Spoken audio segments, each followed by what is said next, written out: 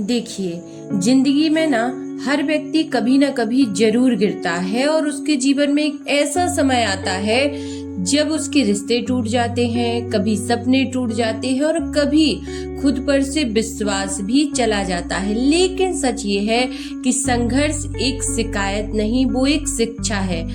जब सब कुछ आसान हो तब इंसान सो जाता है। जी हाँ दोस्तों, मेरी ये वीडियो आज आपको बहुत कुछ सिखाने वाली है, तो वीडियो को एंड तक जरूर देखिए।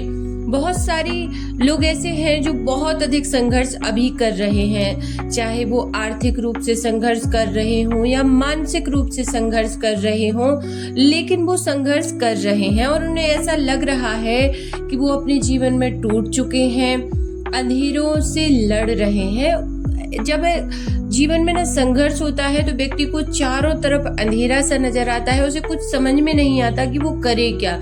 तो साथियों, आज की वीडियो आपके लिए बहुत ही इम्पोर्टेंट हो सकती है। पर जब तकलीफ होती है तब अंदर कुछ जागता है, यानी कि जब इंसान के पास सारी सुख सुविधाएं होती हैं तब वो सो जाता है, पर जब तकलीफ होती है तब अंदर से कुछ जागता है। वही दर्द, वही चोट एक नई आत्मा को जन्म देती है।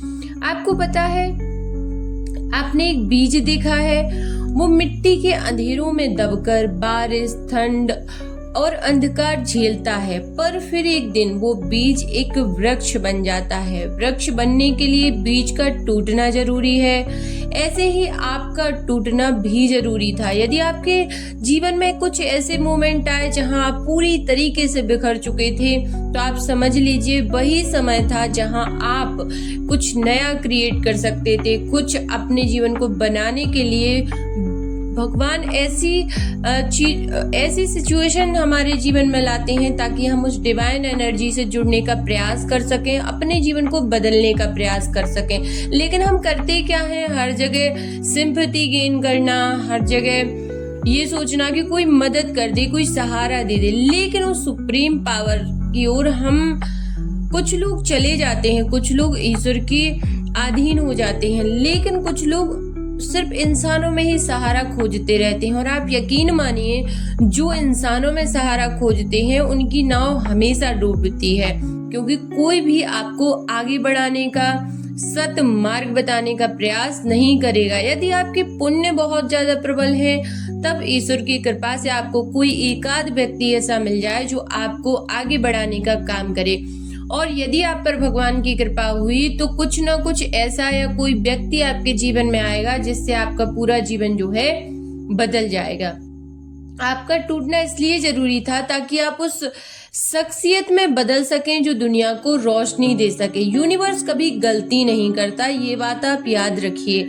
जो भी हो रहा है वो आपके हित में हो रहा है, लेकिन समय से पहले समझ नहीं आता। वाकई हमें समय से पहले कुछ समझ नहीं आता। जब जिंदगी थकाए तो दो काम करो, अपने अंदर उतरो, खुद से बात करो, सेल्फ टॉक। जब दुनिया समझ ना पाए तब आपका अंतर्मन है, वही आपका साथी होता है। विश्वास बनाओ। दूसरा है विश्वास बनाओ, ना किसी इंसान पर, ना किसी वस्तु पर, बस अपने कर्म पर, अपनी नियत पर और उस सुप्रीम पावर ऊपर वाले यानी कि महादेव पर आप पूरा भरोसा करो।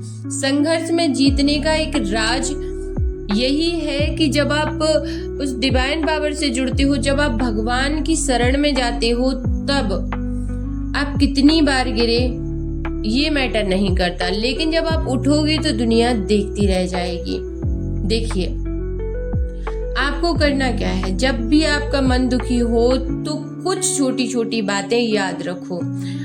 हर दिन आपको करना क्या है, 10 मिनट आंखें बंद करके सिर्फ एक सेंटेंस रिपीट करो, मैं शक्तिशाली हूँ, मैं यूनिवर्स का बच्चा हूँ। ये बात हमेशा याद रखिए। मैं हर संघर्ष झेल सकता हूँ और वो संघर्ष मुझे मजबूत बनाने के लिए आया है।